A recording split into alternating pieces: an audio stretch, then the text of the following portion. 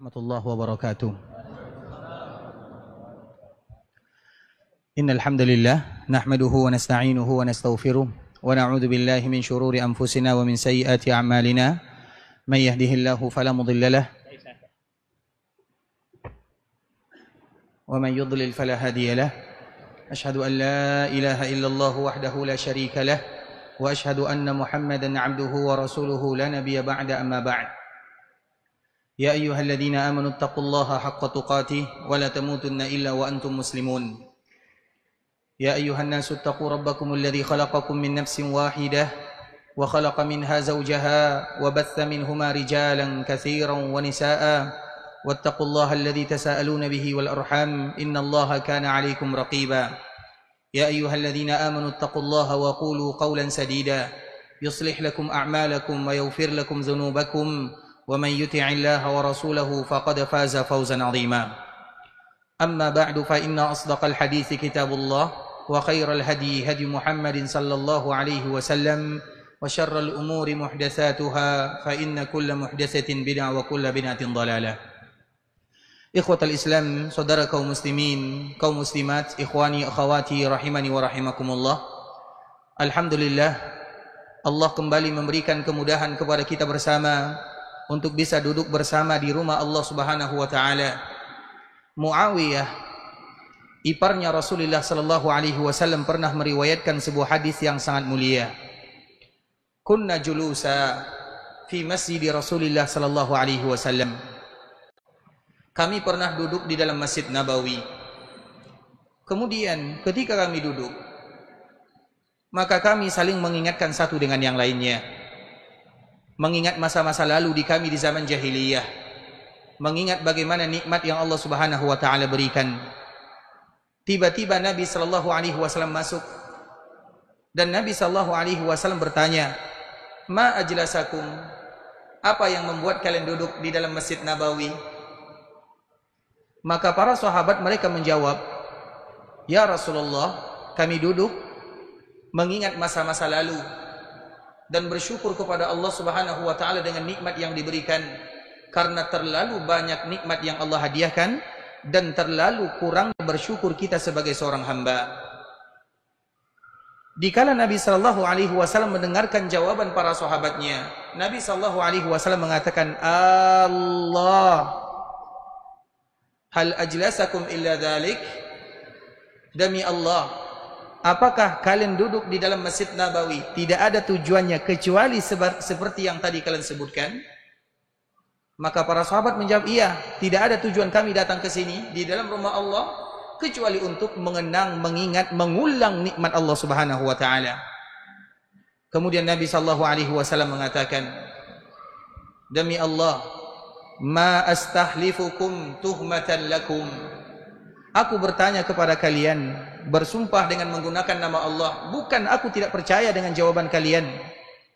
Aku percaya, tetapi ketahuilah, aku hanya ingin memastikan, fa innallaha yubahi bikumul malaikah.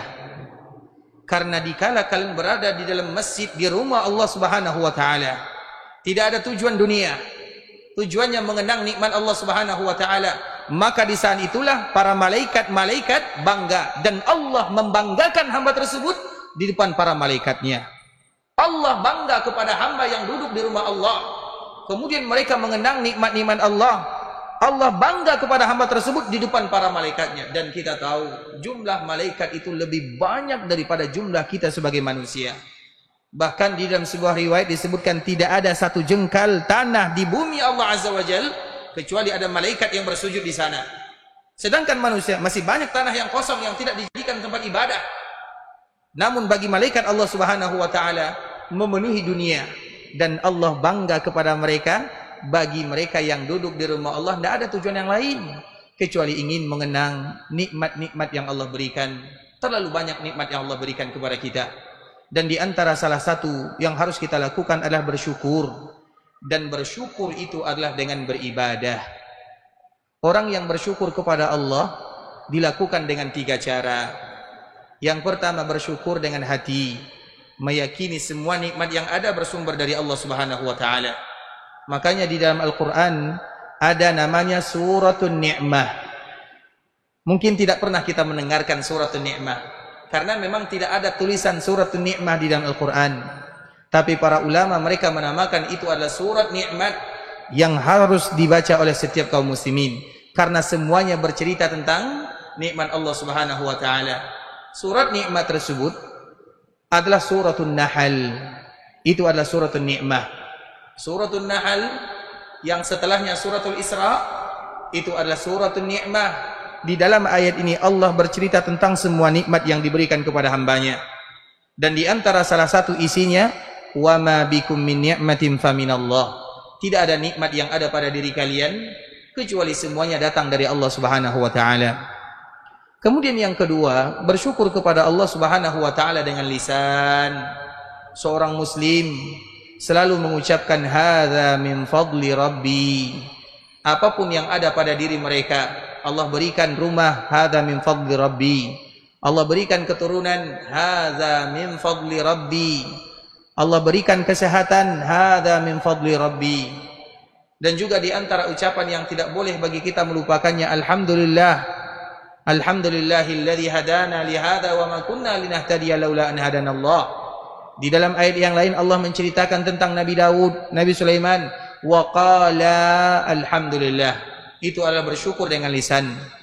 Kemudian yang ketiga, dan ini yang paling berat, inilah syukur yang sesungguhnya. Bersyukur dengan beribadah kepada Allah Subhanahu wa taala. Bersyukur dengan hati mudah dilakukan. Bersyukur dengan lisan juga tidak sulit. Tapi orang yang bersyukur sesungguhnya adalah mereka yang mau beribadah kepada Allah Subhanahu wa taala.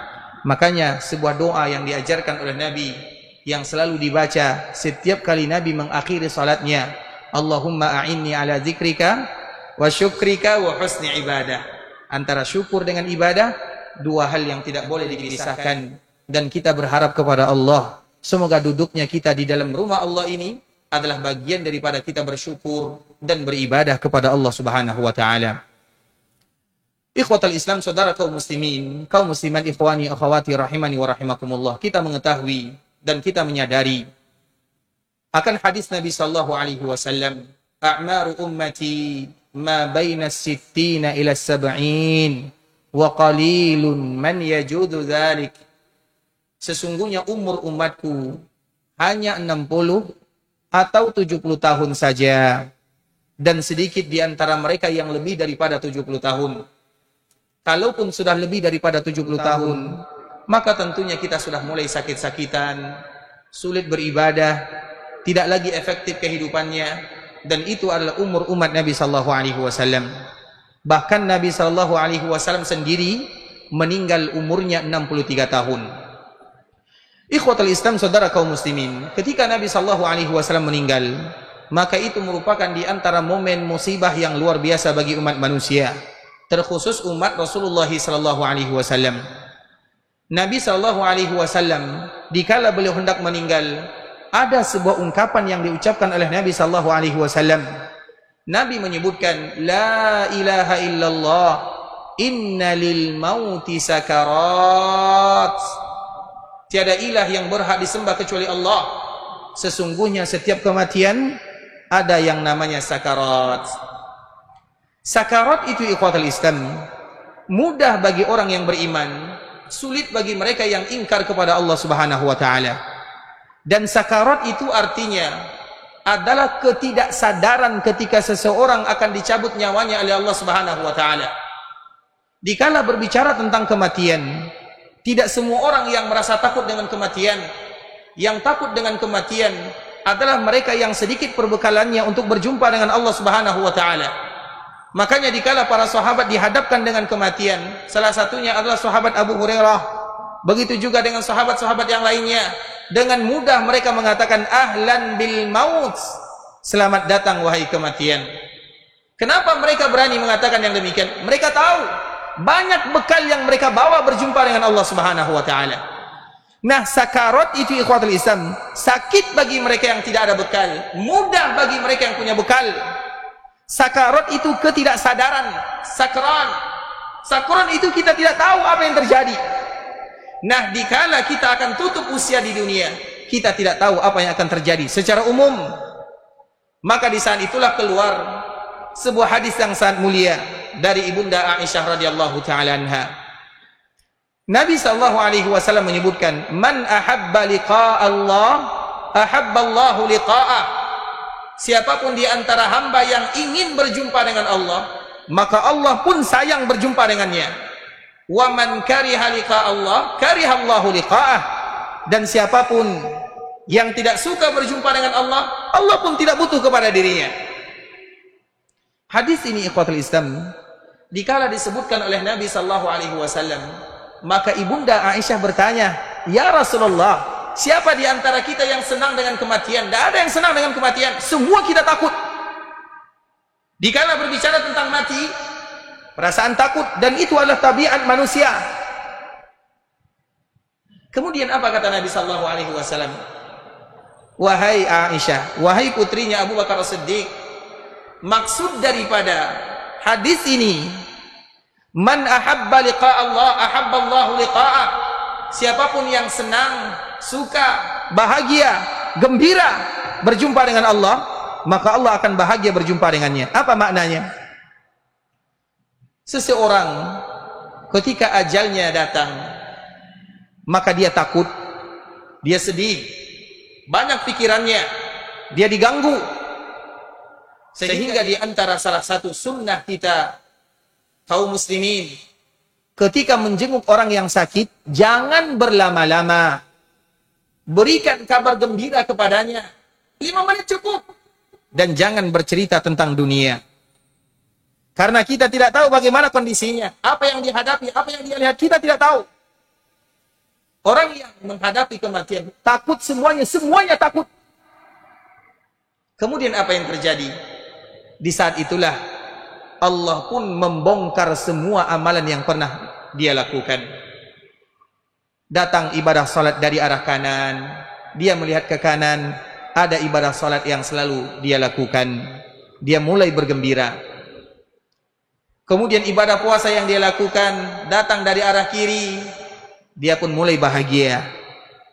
Datang ibadah zakat, datang baktinya kepada orang tua, datang perbuatan baiknya kepada tetangga, datang semua kebaikan-kebaikan yang pernah dia lakukan.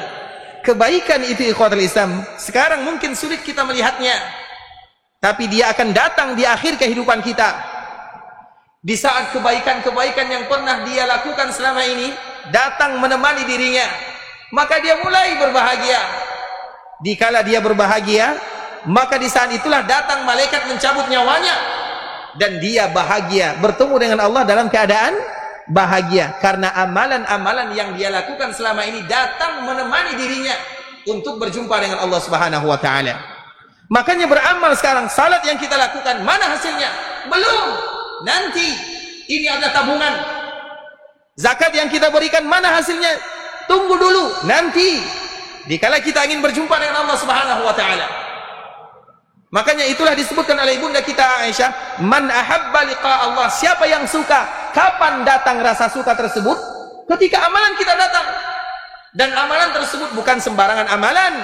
Amalan yang diterima oleh Allah Subhanahu wa taala. Sedangkan yang tidak diterima tidak akan datang. Maka dari situlah ada sebuah hadis yang sangat luar biasa dibawakan oleh Imam An-Nawawi rahimahullahu taala. Inna ahadakum la ya'malu bi'amali ahli al-jannah hatta ma yakunu bainahu wa bainahu illa dhira' fayasbiqu 'alaihi al-kitab fay'amalu bi'amali ahli an-nar fayadkhuluha. Ada sebahagian kalian yang selalu beramal dengan amalan penduduk surga.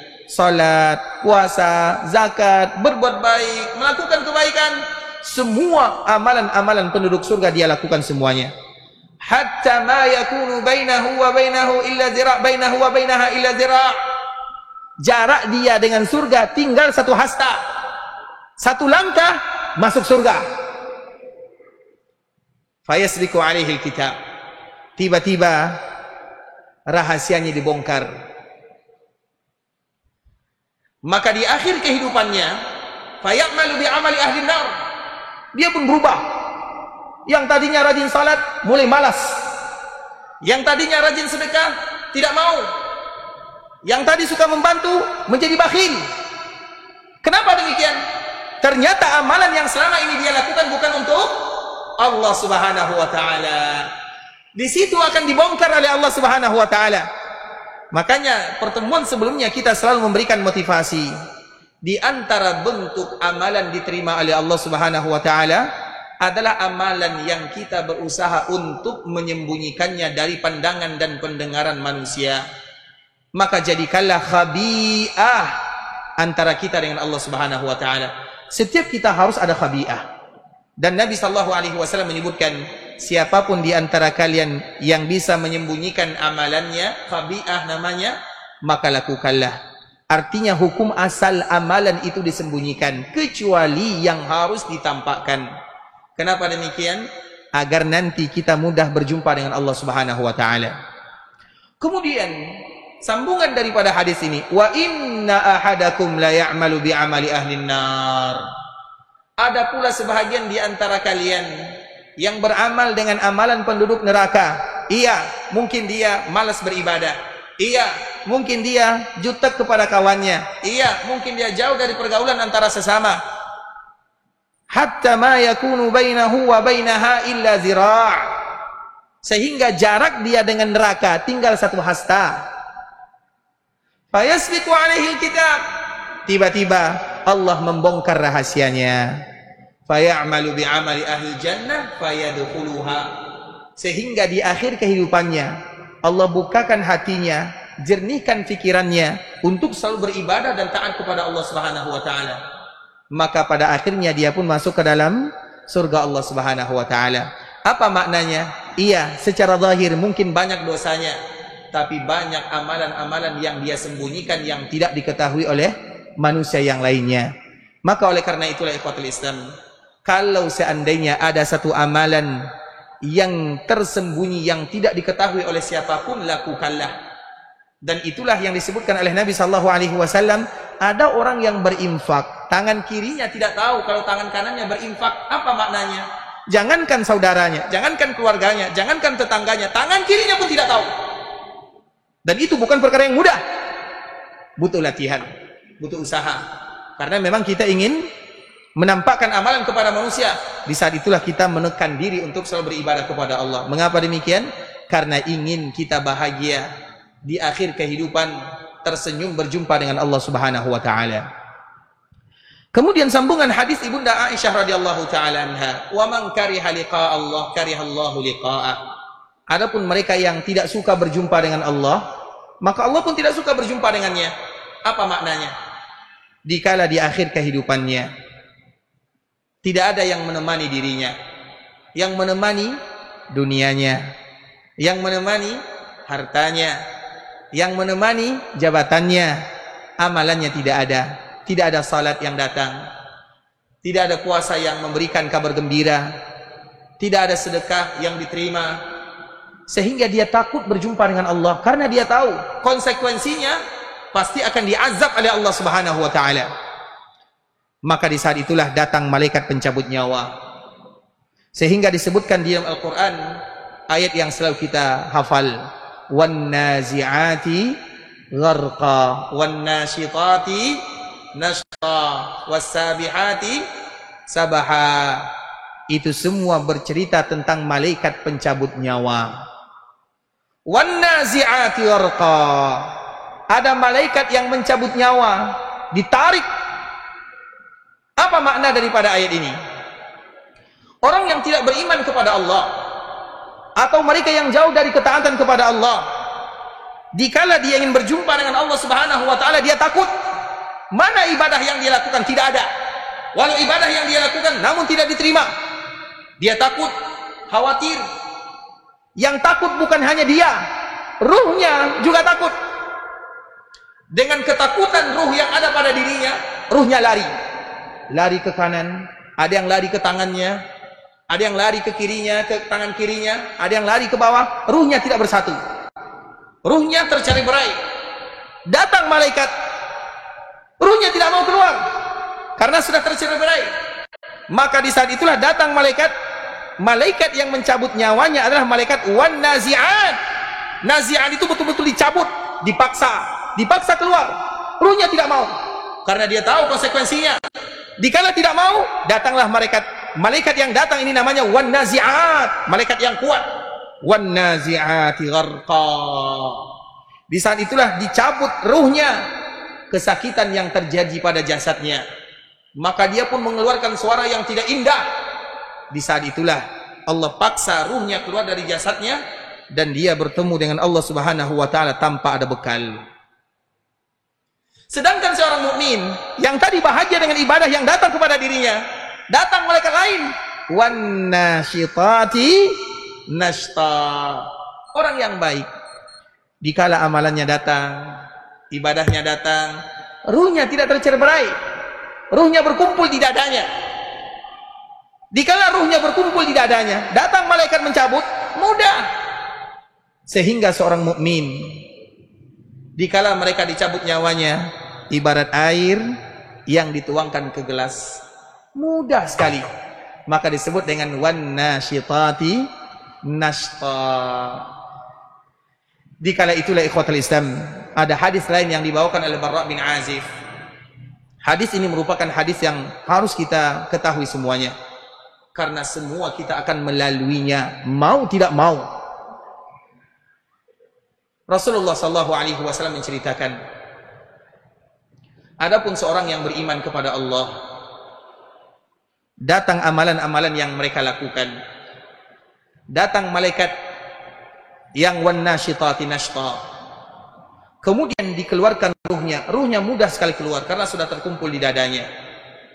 Kemudian dikala ruhnya keluar, maka matanya melihat ruh keluar, karena ruh itu akan keluar dari atas.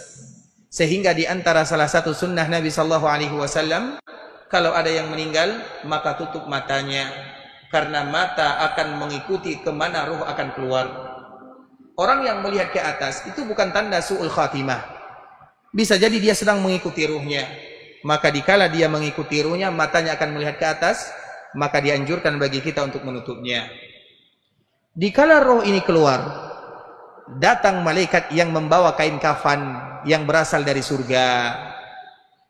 Dibawa ruhnya, naik dari bumi, naik ke langit, maka akan keluar wangi yang begitu indah, sehingga semua penduduk langit bertanya-tanya, wangi ini berasal dari mana? Maka akan disebutkan, itulah fulan bin fulan, fulan yang selalu melakukan kebaikan, fulan yang banyak amalan tersembunyi, fulan yang seperti ini. Disebutkan fulan bin fulan, nama yang terbaik.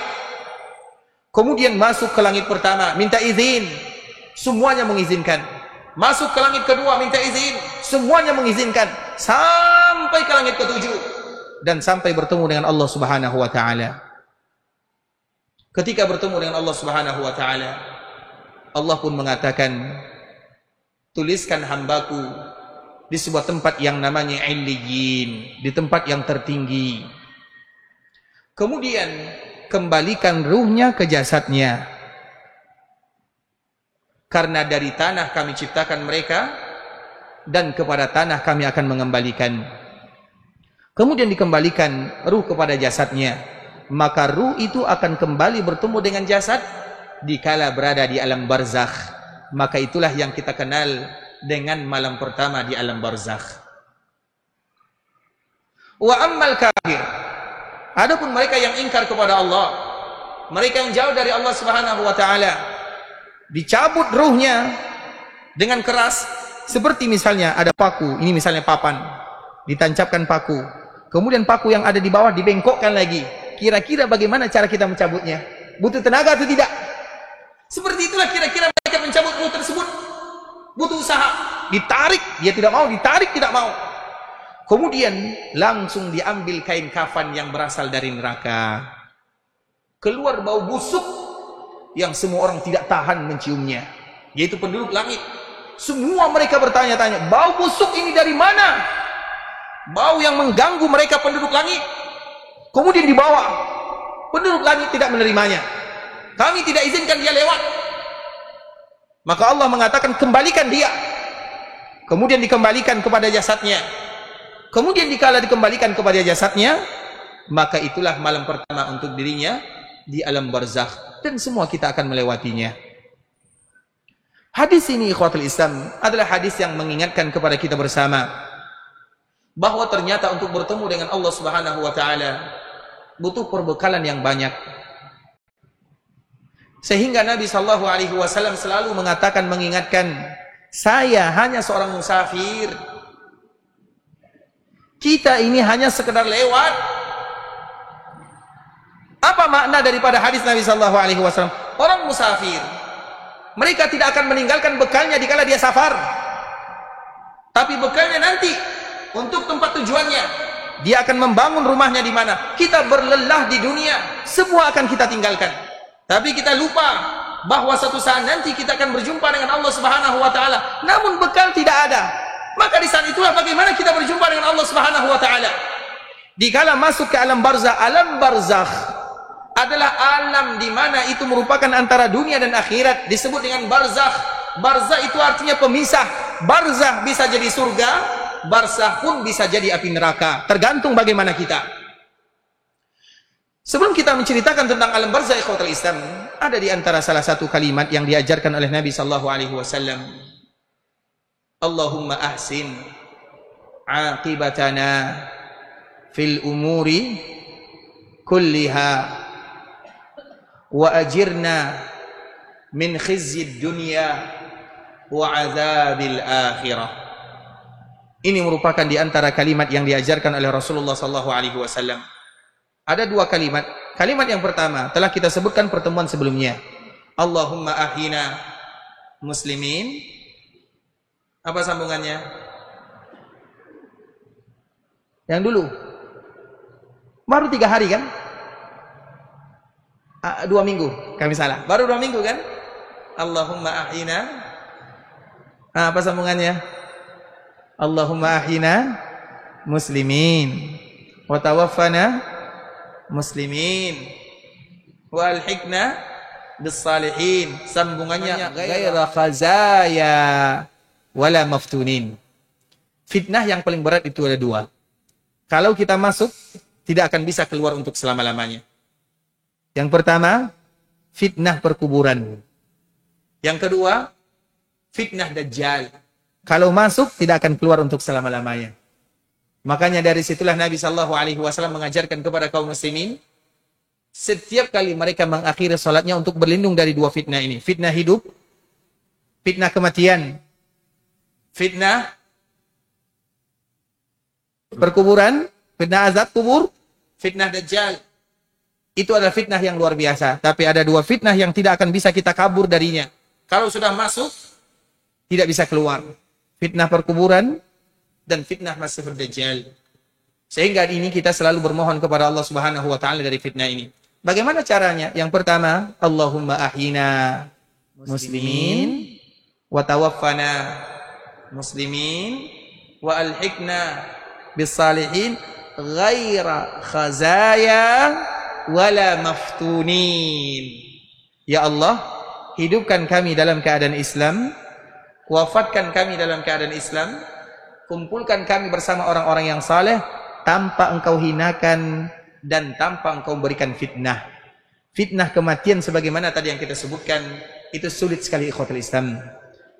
Kita akan wafat dalam keadaan kebiasaan yang kita lakukan dalam kehidupan dunia. Sehingga Imam Ibnu Katsir rahimahullahu taala menjelaskan, man 'asha 'ala syai'in mata 'alaihi wa man mata 'ala syai'in bu'itsa 'alaihi. Siapa yang biasa hidup dalam suatu keadaan, dia akan wafat dalam keadaan tersebut. Dan siapa yang wafat dalam suatu keadaan, dia pun akan dibangkitkan dalam keadaan tersebut. Maka orang yang terbiasa baca Quran, wafat dalam keadaan baca Quran. Orang yang biasa bersedekah, wafat dalam keadaan bersedekah. Orang yang wafat dalam keadaan berzikir, wafat dalam keadaan berzikir. Dan itu adalah rahasia yang Allah bongkar untuk dirinya dikala akhirnya, dikala kehidupannya selesai. Dulu pernah kami di sebuah daerah atau di Jeddah ikhwatul Islam, ada salah seorang, ya orang-orang yang sudah tua, umurnya 60 tahun ke atas. Dan biasa dia selalu hadir di shaf pertama, kemudian baca Quran.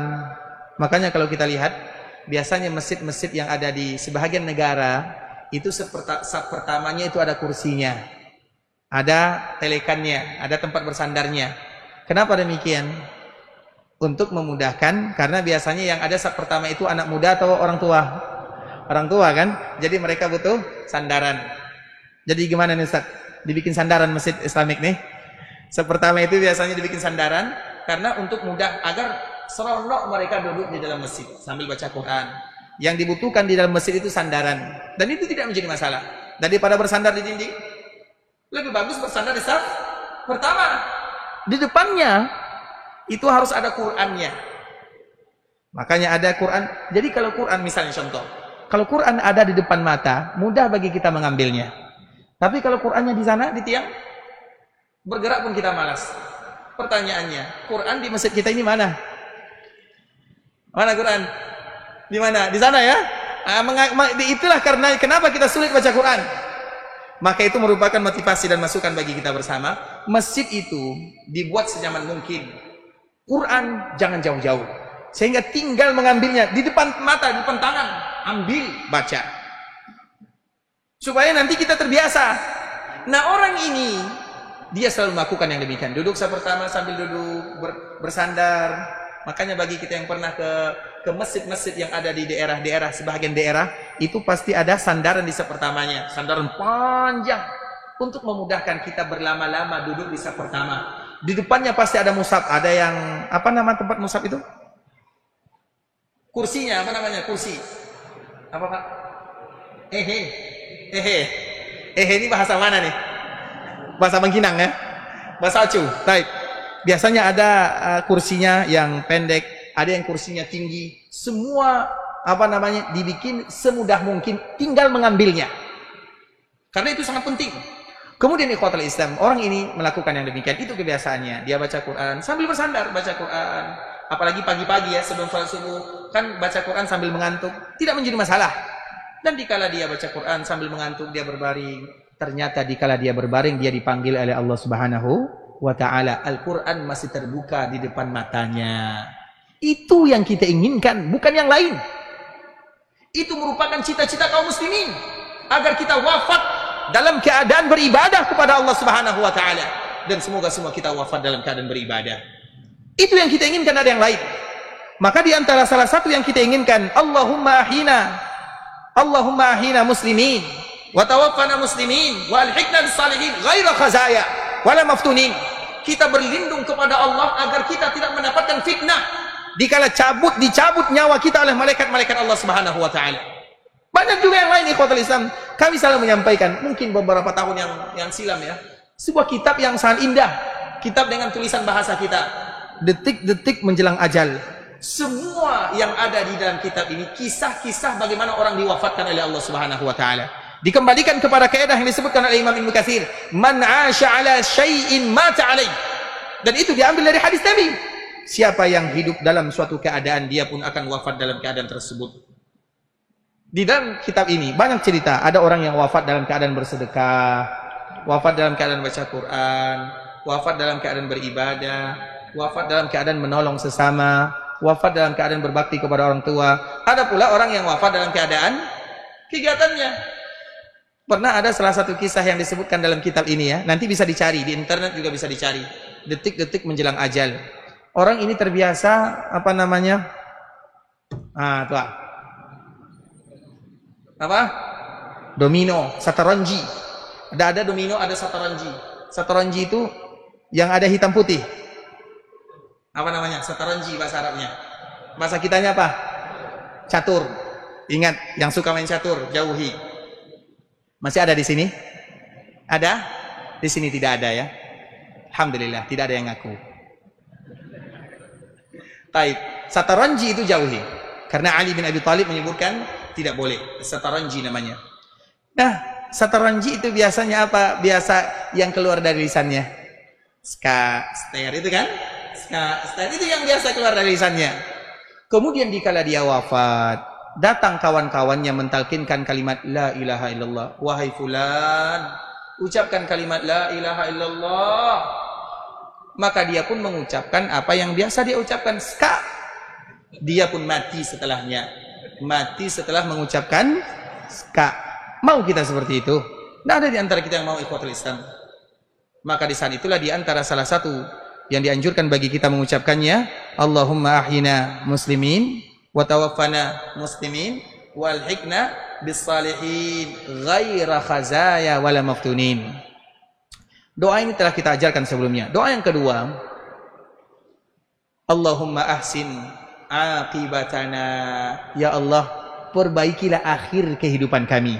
Itu artinya ahsin aqibatana, ya Allah kami sadar kami adalah orang yang banyak dosa, kami ini banyak kesalahan, kami sulit bertemu denganmu dalam keadaan bekal yang banyak. Kami tahu bagaimana kami tahu kami adalah orang yang banyak kesalahan, kami tahu terlalu banyak maksiat yang kami sembunyikan, kami tahu kami ini adalah orang yang penuh dengan dosa dan kesalahan. Tapi walau demikian kami berharap kepadamu ya Allah, ahsin aqibatana, perbaiki akhir daripada kehidupan kami. Kita ini terlalu banyak kesalahan, salah kepada orang tua, salah kepada tetangga, salah kepada saudara, salah kepada saudari, salah kepada istri, salah kepada anak, semua kesalahan, semuanya. Sudah masuk waktu? Baik, kita sambung setelah Isya atau setelah azan, Ustaz? Setelah Isya kata Ustaz ya. Semoga setelah ini semua masih mukaddimah ya, seperti biasa ya. Intinya nanti alam barzaknya nanti setelah ini. Barakallahu fikum wa jazakumullahu khairan.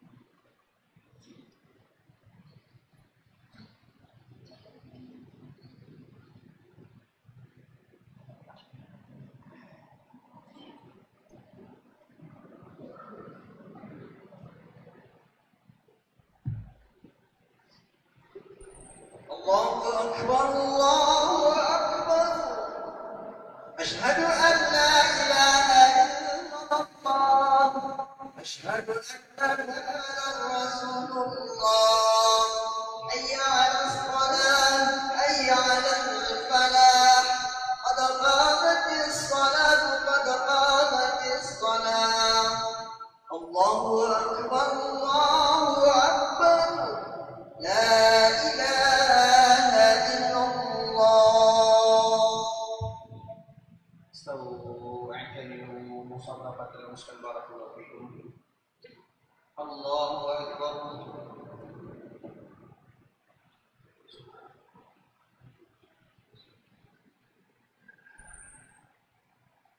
بسم الله الرحمن الرحيم الحمد لله رب العالمين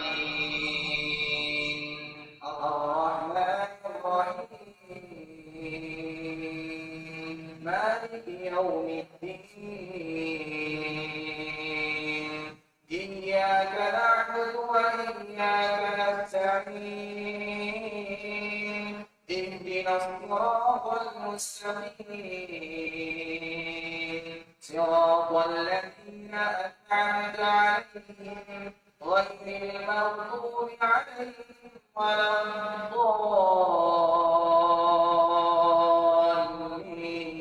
الضالين آمين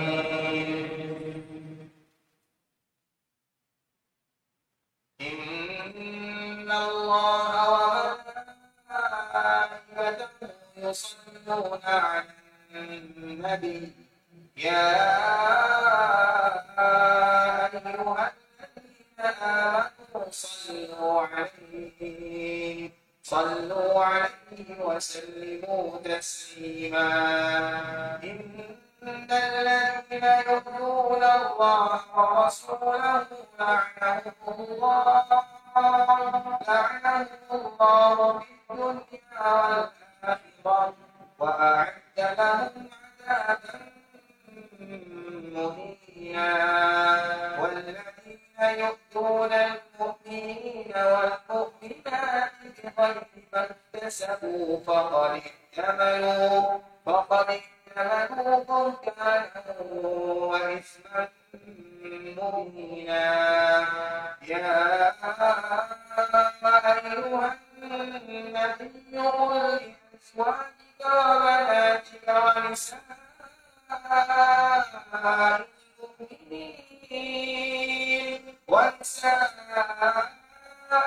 المؤمنين يدنين عليهن من جلابيبهن ذلك أدنى أن يعرفن فلا يؤذين وكان الله غفورا رحيما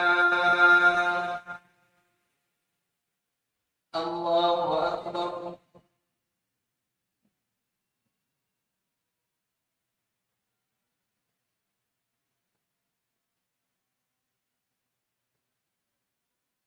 سمع الله لمن حمده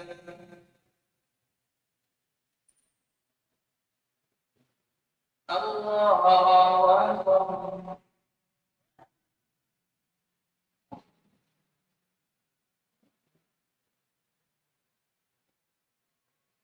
الله أكبر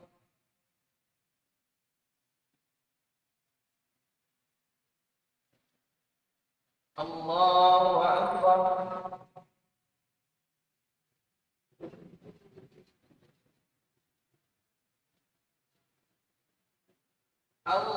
الله أكبر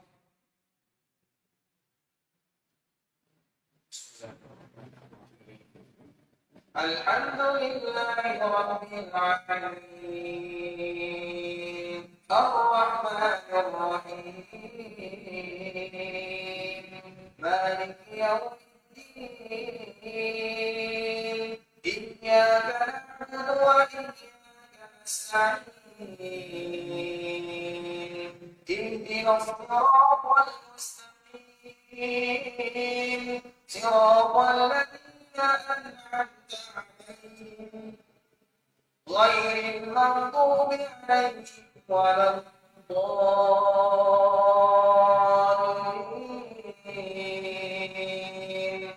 آمين. يا أيها النبي قل لأزواجك وبناتك ونساء المؤمنين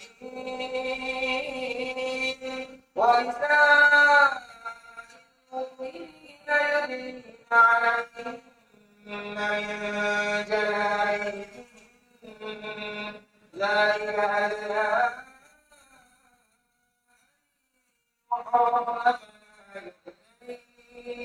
وكان الله غفورا رحيما. لئن لم ينته المنافقون والذين في قلوبهم مرض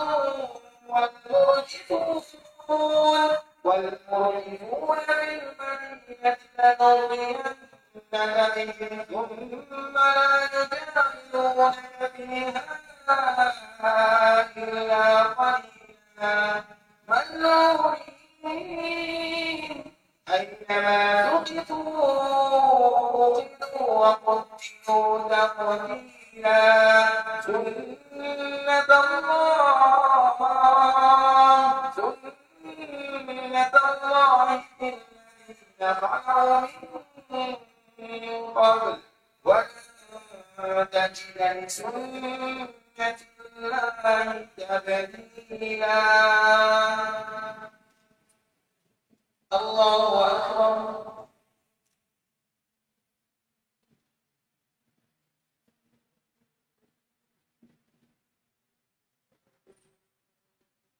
سمع الله لمن حمده.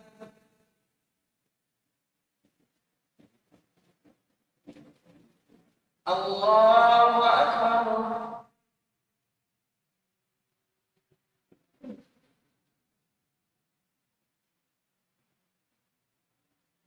الله أكبر.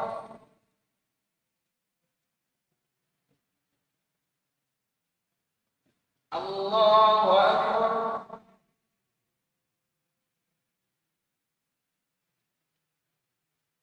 الله أكبر.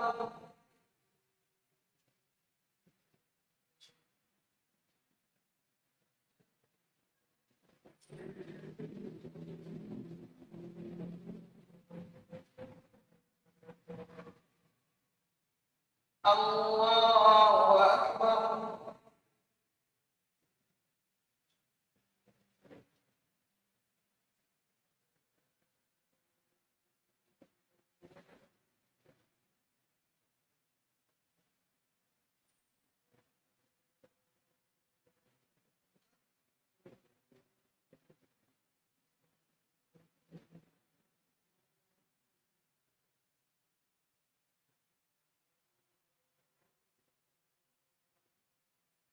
الله أكبر.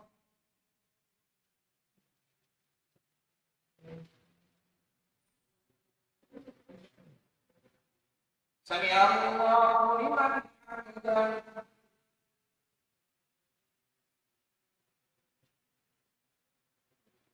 الله أكبر.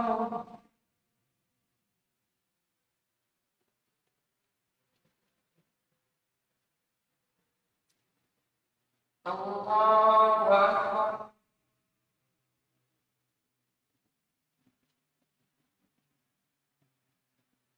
الله أكبر.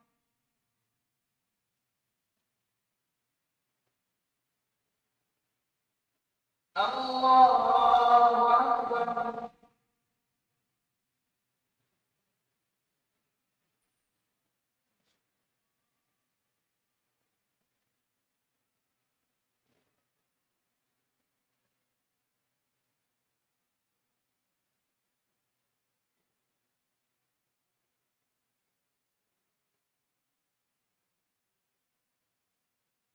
الله أكبر.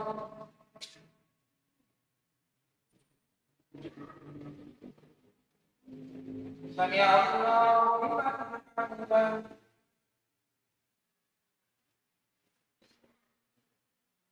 Allahu Akbar.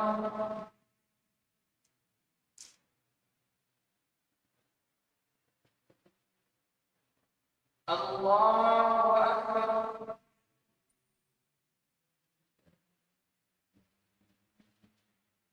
Allahu Akbar.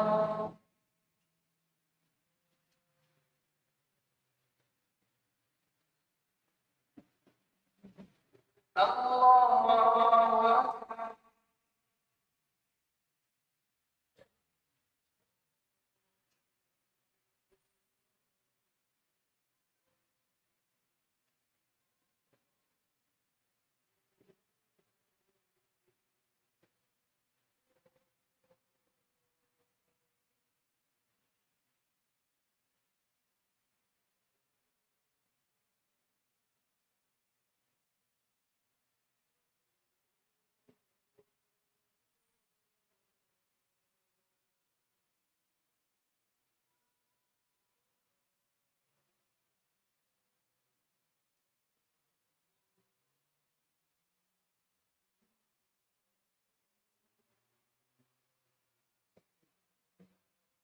Assalamualaikum warahmatullah. Assalamualaikum warahmatullah.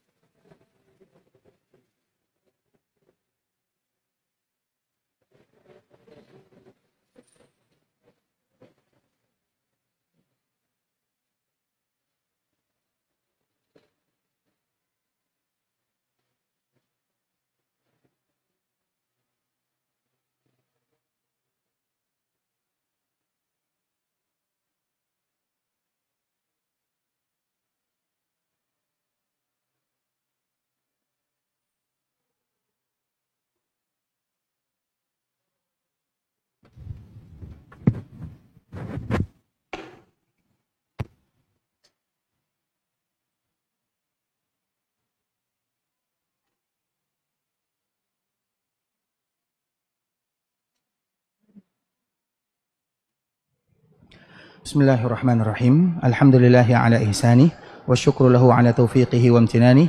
Asyhadu an la ilaha illallah wahdahu la syarika lahu ta'ziman li sya'nih wa asyhadu anna Muhammadan 'abduhu wa rasuluhu da'i ila ridwanih wa sallallahumma wa sallim ala nabiyyina Muhammadin wa ala alihi wa sahbihi wa sallama tasliman katsira amma ba'du.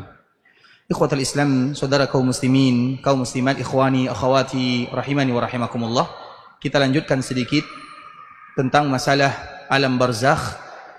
Namun sebelum itu semua, kita ingin menceritakan sedikit tentang Nabi SAW. Karena bagaimanapun figur kita bersama adalah Muhammad bin Abdullah SAW. Nabi juga manusia biasa, dan Nabi adalah utusan Allah Subhanahu wa Ta'ala. Apa makna daripada kalimat ini? Nabi adalah manusia biasa, artinya Nabi tidak akan kekal hidup di dunia. Nabi utusan Allah Subhanahu wa Ta'ala, artinya Nabi diberikan wahyu, memiliki perbedaan dari manusia biasa. Dan itulah makna daripada firman Allah Subhanahu wa Ta'ala, "Qul innama ana basyarum mislukum." Wahai Muhammad, katakan, aku sama dengan kalian, basyar. Makanya basyar, kalau bahasa Arab kulit apa? Apa bahasa Arab kulit? Basyarah. Basyar, kulit. Artinya Nabi, kulit Nabi sama dengan kulit kita. Terciptanya Nabi juga sama dengan terciptanya kita. Sebagaimana kita berasal dari keturunan Adam, Nabi juga berasal dari keturunan Adam. Dan semua keturunan Adam tercipta sama. Dan salah satunya adalah baginda Rasulullah SAW, maka disebut dengan basyar. Kemudian basyarum mislikum yuha ilai. Ini perbedaan Nabi dengan kita. Nabi diberikan wahyu oleh Allah Subhanahu wa Ta'ala. Dan salah satu kesamaan Nabi dengan manusia biasa adalah wafatnya Rasulullah sallallahu alaihi wasallam. Sehingga Allah mengatakan, afa immitta fahumul khalidun. Kalau engkau saja wafat, apakah yang lain akan kekal? Seolah Allah mengatakan kalau ada yang kekal di dunia, maka yang paling pantas untuk kekal adalah baginda Rasulullah sallallahu alaihi wasallam. Kalau seandainya ada. Tapi tidak ada. Kalau seandainya Nabi wafat, maka yang lain lebih pantas untuk wafat. Ketika Nabi sallallahu alaihi wasallam wafat, Nabi berada di rumah Aisyah radhiyallahu taala anha. Sehingga ibunda Aisyah pernah menyebutkan, inna min ni'amillahi alaihi, di antara nikmat yang Allah berikan kepadaku, bahwa Nabi wafat di hariku, di hari Senin, di rumahku, di waktuku, di dalam pangkuanku, dan tidaklah Nabi wafat kecuali air liurku dan air liur Nabi bertemu bersatu. Kemudian di antara salah satu yang disebutkan oleh ibunda kita Aisyah, Nabi sallallahu alaihi wasallam bersiwak. Dan itulah amalan yang terakhir dikerjakan oleh Nabi sebelum Nabi wafat. Setelah Nabi bersiwak, Nabi mengangkat kedua tangannya dan mengatakan, Allahumma gfirli warhamni wa alhiqni birrafiqil a'la. Setelah Nabi mengatakan kalimat ini, langsung terjatuh tangan Nabi sallallahu alaihi wasallam, pertanda Nabi sudah dipanggil oleh Allah untuk selama-lamanya. Tapi yang ingin kita ambil adalah bahasa yang keluar dari lisan Nabi sallallahu alaihi wasallam. Padahal kita tahu Nabi adalah orang yang paling dicintai oleh Allah Subhanahu wa taala. Nabi adalah orang yang sempurna. Nabi dijamin surga untuk Nabi semuanya. Tapi Nabi mengucapkan Allahumma ufirli warhamni wa alhiqni birrafiqil a'la. Ya Allah, ampunkan dosaku, sayangi diriku, dan pertemukan aku denganmu. Itu adalah kalimat yang keluar dari lisan Nabi sallallahu alaihi wasallam. Artinya kalau seandainya Nabi yang begitu mulia, yang surga tidak dibuka kecuali yang pertama kali untuk baginda Rasulullah sallallahu alaihi wasallam, namun Nabi tetap berdoa kepada Allah Subhanahu wa taala agar diampunkan dosanya, disayangi dirinya. Lantas bagaimana dengan kita sebagai umat Rasulullah sallallahu alaihi wasallam? Apa yang kita miliki? Doa adalah senjata kaum muslimin. Sehingga di antara doa yang tidak boleh kita lupakan, Allahumma ahsin aqibatana fil umuri kulliha wa ajirna min khizyid dunya wa azabil akhirah. Ya Allah, jadikan kesudahan kami dalam setiap urusan yang terbaik. Dan di antara salah satu kesudahan dalam kehidupan dunia adalah kematian. Seolah-olah kita memohon kepada Allah, ya Allah, wafatkan aku dalam keadaan yang terindah yang Engkau ridhai. Hindarkan aku dari kehinaan dunia, selamatkan aku dari azab akhirat. Itulah makna daripada doa yang tadi telah kita sebutkan. Maka sudah semestinya seorang muslim, mereka harus menghafal doa tersebut agar mereka dimudahkan oleh Allah dikala mereka nanti berada di alam barzakh. Karena dikala kita berada di alam barzakh, ikhwatul Islam, sebagaimana sebuah hadis yang akan kita sampaikan, idza qubiral mayyit, apabila seseorang dikuburkan, ini secara umum, qala ahadukum, atau salah seorang di antara kalian, atahu malakani aswadan, maka yang pertama kali dia jumpai adalah malaikat yang berwarna hitam. Satu namanya Munkar, yang kedua namanya Nakir. Munkar dan Nakir diambil dari kata-kata nakirah. Munkar dinamakan Munkar karena kita tidak kenal. Nakir dinamakan dengan Nakir, kita tidak pernah tahu sebelumnya. Kita tidak tahu bagaimana malaikat tersebut, bentuknya bagaimana, besarnya bagaimana, keadaannya bagaimana, kekuatannya bagaimana, kita tidak ada yang tahu. Makanya masalah perkuburan kita tidak boleh main-main. Ustaz, saya tidak takut, karena cukup nanti bagi saya membawa kalimat kertas, kemudian dimasukkan ke dalam kain kafan. Kalau ada malaikat Munkar dan Nakir yang bertanya, aku akan tunjukkan kertas ini. Emang malaikat Munkar dan Nakir itu kenal? Tidak ada orang dalam di dalam kubur, tidak ada. Orang dalam itu di dunia, ordal itu cuma di dunia. Di kuburan, malaikat tidak kenal orang dalam. Malaikat hanya tahu jawab betul, selamat. Tidak betul, pukulan. Itu saja yang dia tahu. Maka disebut dengan mungkar dan nakir. Mungkar itu tidak tahu, tidak kenal. Itu artinya mungkar. Kita tidak pernah kenal dia. Dia juga tidak tahu siapa kita, kecuali melaksanakan tugasnya. Dapat pertanyaan, selesai. Tidak dapat pertanyaan, dipukulkan. Yang apabila pukulan itu dihadapkan kepada gunung, maka gunung akan hancur. Bagaimana kira-kira kalau dipukulkan ke jasad kita yang begitu lemah? Itulah malaikat mungkar dan nakir. Al-aswadan. Di dalam riwayat yang lain, al-azraqan. Warnanya biru. Terlepas daripada warna, kita tidak fokus kepada warna, tapi kita fokus kepada jawaban daripada pertanyaannya. Aswadan, azraqan.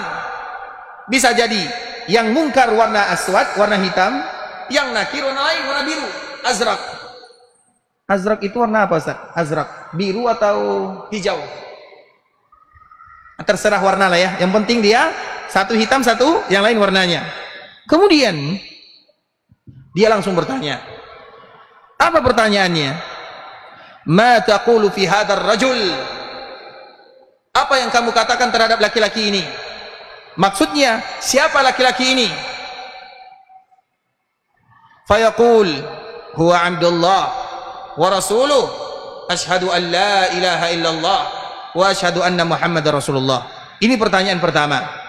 Malaikat bertanya, ma taqulu fi hadzal rajul? Laki-laki yang diutus ini siapa dia? Tidak lain tidak bukan adalah Nabi sallallahu alaihi wasallam. Pertanyaan ini ikhwatul Islam, dan jawabannya tidak datang secara tiba-tiba. Yang kenal Nabi banyak, yang kenal Allah banyak, yang tahu agama juga banyak, tapi siapa di antara mereka yang betul-betul kenal dengan Allah? Siapa di antara kita yang betul tahu tentang agama? Siapa di antara kita yang betul-betul mengetahui tentang baginda Rasulullah sallallahu alaihi wasallam? Maka nanti akan ada di antara mereka yang mengatakan jawabannya, ma taqulu fi hadzal rajul? Apa yang kamu katakan terhadap laki-laki ini? La adri. Kenapa dia mengatakan kalimat saya tidak tahu. Ujung-ujungnya tidak tahu. Orang seperti ini adalah orang yang ingin menjawab. Dulu seolah-olah saya tahu, namun saya tidak mau tahu. Dan itu kebanyakannya adalah kaum muslimin. Banyak di antara orang yang kenal dengan Allah, marrabbuka Allah. Tapi siapa di antara kita yang tahu tentang Allah, kekuasaan Allah, keagungan Allah, nama-nama Allah, sifat-sifat Allah? Siapa yang kenal dengan Allah Azza wa Jalla? Semua kita beragama Islam, alhamdulillah. Tapi siapa yang betul-betul kenal dengan Islam? Maka nanti dikala ditanya, jawabannya ujungnya la adri. Kenapa ada kalimat Dia ingin mengeluarkan kata-kata. Dulu saya tahu, tapi tidak bisa terucap dari lisannya. Ditutup, ujung-ujungnya saya tidak tahu. Dikala dia mengatakan saya tidak tahu, maka di saat itulah malaikat akan memukulkan kepadanya pukulan yang sangat luar biasa. Sebagian para ulama memberikan kiasan, kita contohkan agar kita tahu bagaimana beratnya masalah ini. Ada orang ujian, ini contohnya, ada orang ujian. Kemudian sebelum ujian, dia tidak ada persiapan sama sekali. Kemudian dia ujian, tidak lulus. Dia kecewa atau tidak? Kecewa atau tidak? Kita ulang lagi pertanyaannya. Ada orang ujian, dan dia tidak belajar. Dia tahu dia akan ujian, dia tidak belajar. Dia kecewa atau tidak? Kecewa iya pasti. Tapi dia tahu dia tidak akan lulus, karena dia tidak belajar. Ada orang ujian, misalnya anggaplah ini ujian, dibaca lewat seperti itu saja. 1, 2, 3. Kemudian pas ujian, dikala dia ingin menjawab pertanyaannya, dia mengatakan seolah-olah aku tahu jawabannya. Tapi kira-kira apa ya? Karena dia hanya sekedar lewat saja. Yang kecewa, yang paling kecewa, yang pertama atau yang kedua? Yang pertama atau yang kedua? Itulah. Kita kenal dengan Allah, tapi kita tidak tahu. Kita kenal dengan agama, tapi kita tidak tahu. Jauh dari agama. Tidak mau belajar. Kita tahu tentang Nabi, namanya Muhammad, tapi kita tidak mau tahu tentang Nabi sallallahu alaihi wasallam. Itulah ibarat orang yang kedua. Kecewanya kuadrat. Karena dulu ada kesempatan untuk mengetahui. Tapi hanya sekedar lewat begitu saja. Sehingga dikala ditanya di perkuburan, kalimat itu ada makna. Itu seolah-olah dia, saya tahu dulu, saya pernah tahu dulu. Tapi tidak jadi tahu. Ujung-ujungnya, la adri. Saya tidak tahu. Malaikat tidak mau tahu. Mungkar dan nakir. Kalau tidak tahu, langsung dipukul kepada orang tersebut. Kemudian ikhwatul Islam, ketika dia menjawab, ma taqulu fi hadzal rajul, maka orang yang beriman mengatakan, huwa Abdullah wa rasuluh, asyhadu an la ilaha illallah wa asyhadu anna Muhammadar Rasulullah. Apa kata malaikat ini? Qad kunna na'lam annaka taqulu hadza. Kami tahu kamu akan berhasil menjawabnya. Thumma yufsahu lahu fi qabrihi 70 zira'an fi 70. Maka perkuburan akan diperluas 70 kali 70 hasta. 70 hasta itu kurang lebih 35 meter lah. Itu luas atau tidak? Rumah kita saja tidak sampai seluas itu ya. Artinya itu baru pertama kali, ini mukaddimahnya. Kemudian summa yunawwarulah, kemudian perkuburannya pun akan diterangi. Kemudian setelahnya datang sahabatnya. Sahabat ini dalam bentuk yang sangat indah, mendatangkan wangi yang sangat mulia. Maka dia pun bertanya, kamu siapa? Dia pun mengatakan, ana amalu. Saya ini adalah amalan kamu. Jadi amalan kita itu akan bisa berwujud nanti di akhir kehidupan, nanti di alam barzakh, nanti di timbangan. Tiga ini kita akan menyaksikan amalan kita itu yang mana. Di dunia kita tidak tahu amalan kita. Salat kita mana? Salat kita tidak ada. Salat selesai, pahalanya mana tidak tahu. Salat yang kita lakukan itu mana? Di akhir kehidupan ada. Kemudian di perkuburan akan berbentuk, dan bentuknya seperti seorang yang sangat indah, mendatangkan bau yang sangat mulia. Kemudian dikatakan kepadanya, irji' ila ahli, arji' ila ahli fa ukhbirhum fa yaqulu nam ka naumikal arush. Saya ingin pulang kepada keluargaku, kata orang tadi. Tadi orang yang meninggal dia mengatakan, saya ingin pulang kepada keluargaku. Namun malaikat mengatakan, tunggu dulu, nam, tidur sebagaimana tidurnya seorang pengantin dalam perkuburannya. Dan itu adalah malam pertama yang paling indah. Karena biasanya kita selalu melewati malam pertama bersama keluarga. Itu adalah malam-malam yang paling indah. Dan itu pun akan kembali terulang dikala kita berada di alam barzakh. 6. Tidurlah kanaumatil arush. Pengantin kalau tidur, bangun-bangunnya marah atau tersenyum? Senyum saja hidupnya. Dah begitulah orang yang nanti berada di perkuburannya. Kemudian apa yang terjadi?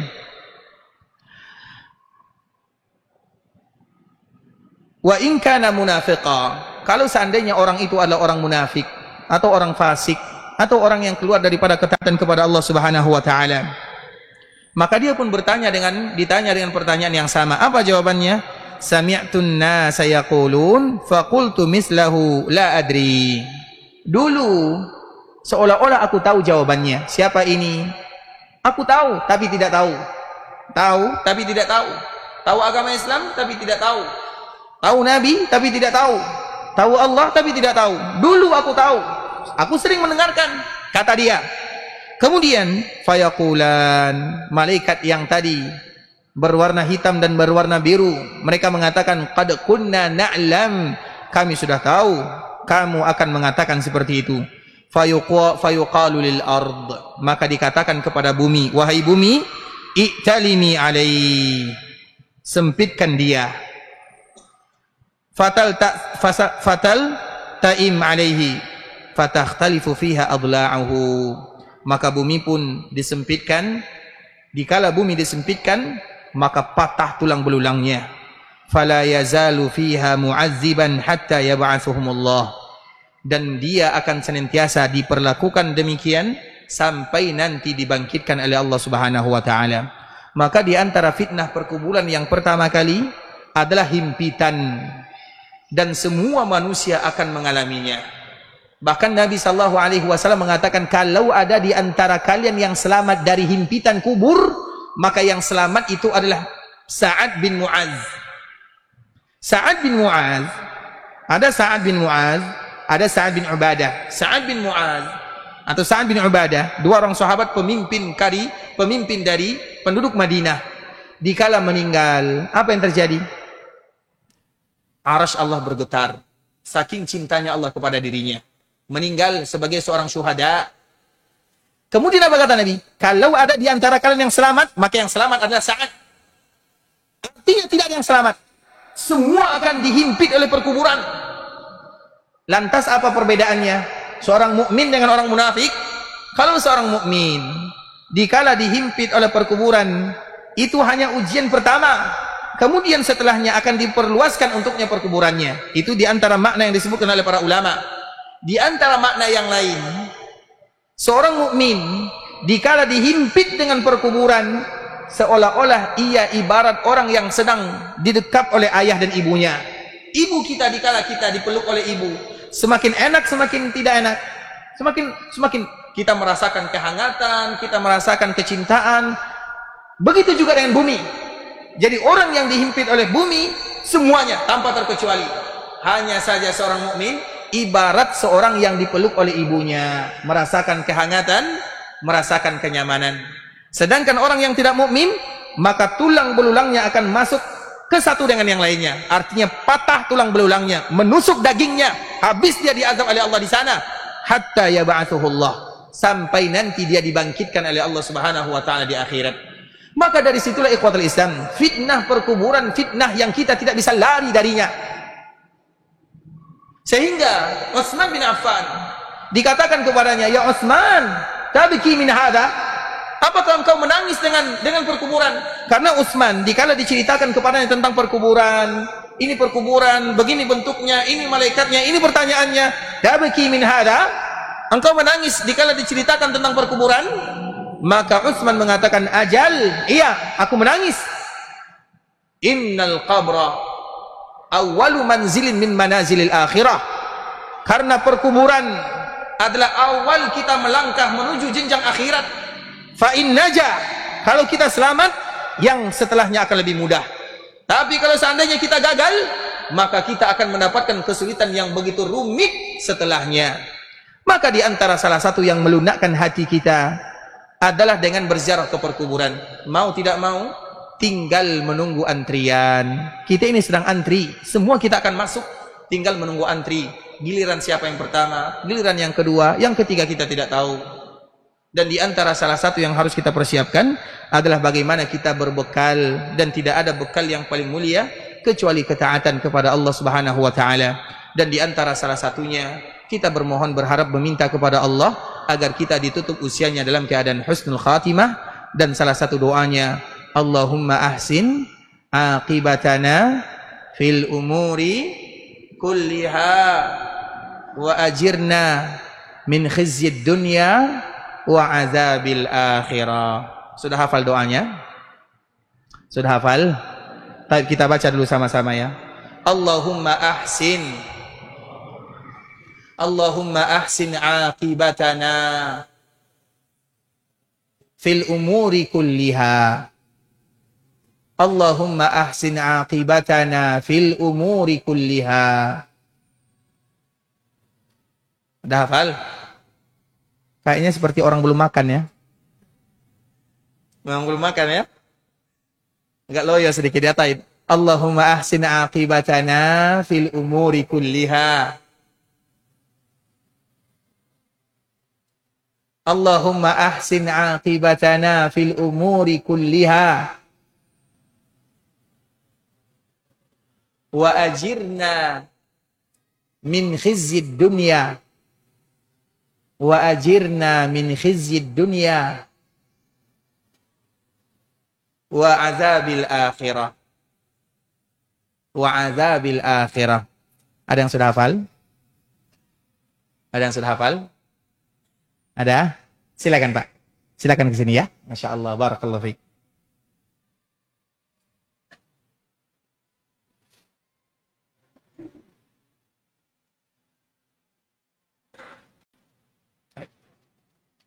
Allahumma ahsin akibatana fil umurina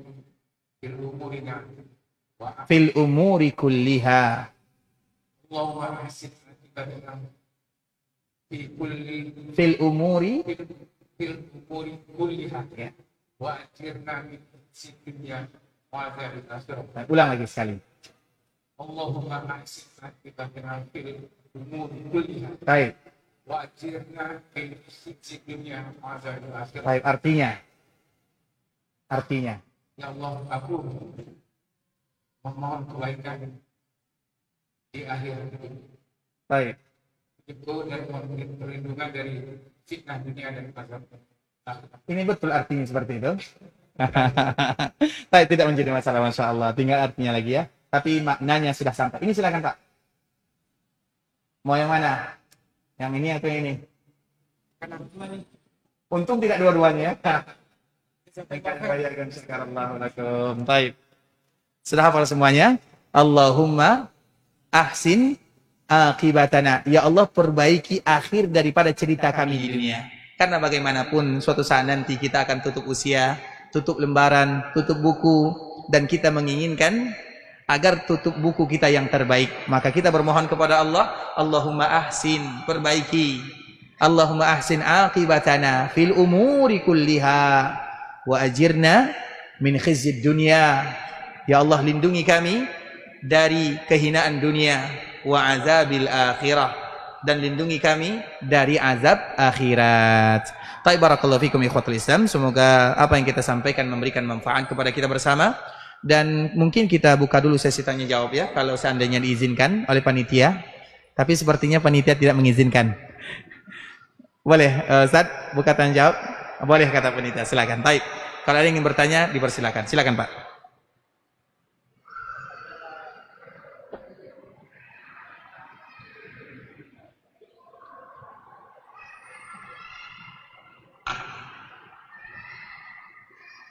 Yes. Assalamualaikum warahmatullahi wabarakatuh. Waalaikumsalam warahmatullahi wabarakatuh.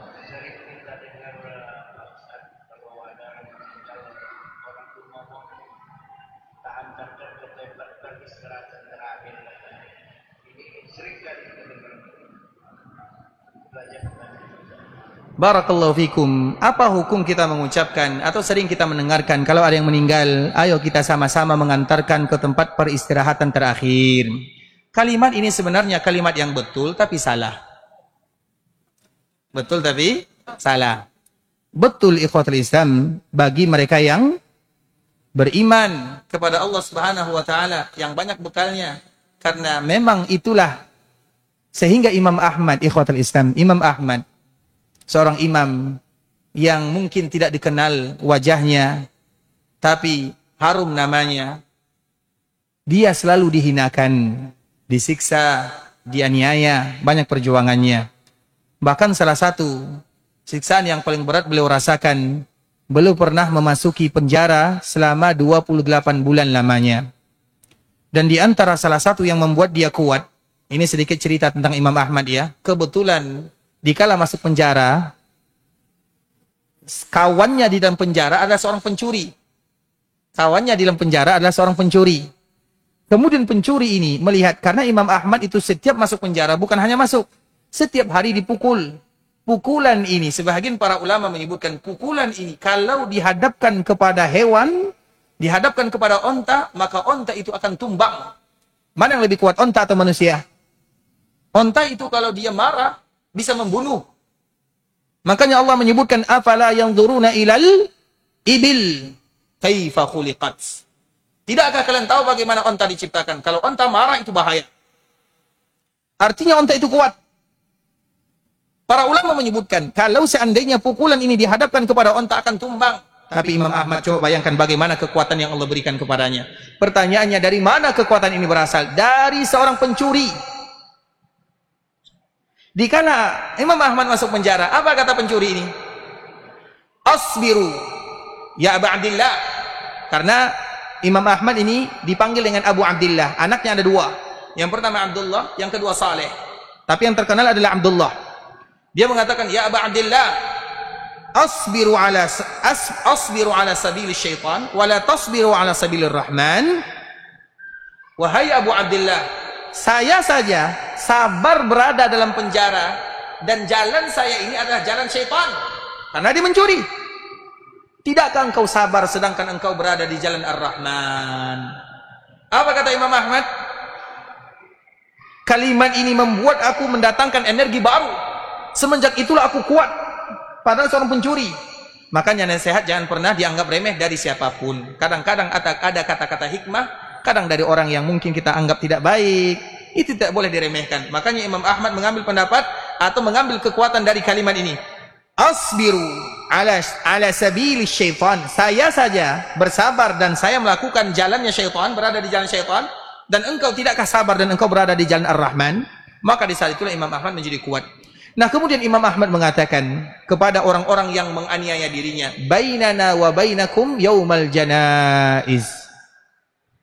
Antara kita dengan kalian nanti dikala kita sudah meninggal, hari jenazah. Imam Ahmad pun meninggal. Kira-kira berapa yang mensalatkan dirinya? Banyak ikhwatul Islam. Ada yang menyebutkan 500.000, ada yang mengatakan 1 juta orang. Bayangkan 1 juta. Kabupaten Kampar ini penuh dengan orang 1 juta. Coba bayangkan, atau 500.000. Bainana wa bainakumul jazais. Kenapa demikian? Karena itu adalah hari di mana dia mendapatkan hasil daripada amalan yang dia lakukan. Istirahat namanya. Istirahat kita itu dikala kita mendapatkan nikmat, diselamatkan dari azab perkuburan dan dimudahkan langkah masuk surga. Sehingga kalimat yang tadi disebutkan, kita antarkan dia ke peristirahan terakhir. Betul atau salah? Betul atau salah? Betul tapi salah. Betul bagi sebagian orang, salah bagi mereka yang mungkin jauh dari Allah, yang mungkin karena perkuburan itu sebagaimana tadi disebutkan oleh Utsman bin Affan, itu adalah awal langkah menuju akhirat. Kalau selamat berarti aman, istirahat. Tapi kalau tidak selamat, maka itu adalah awal malapetaka. Semoga Allah melindungi kita dari fitnah perkuburan.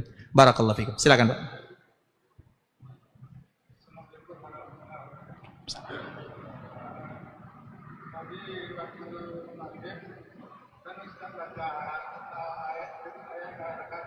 Ya. Wa iyyakum barakallahu fikum.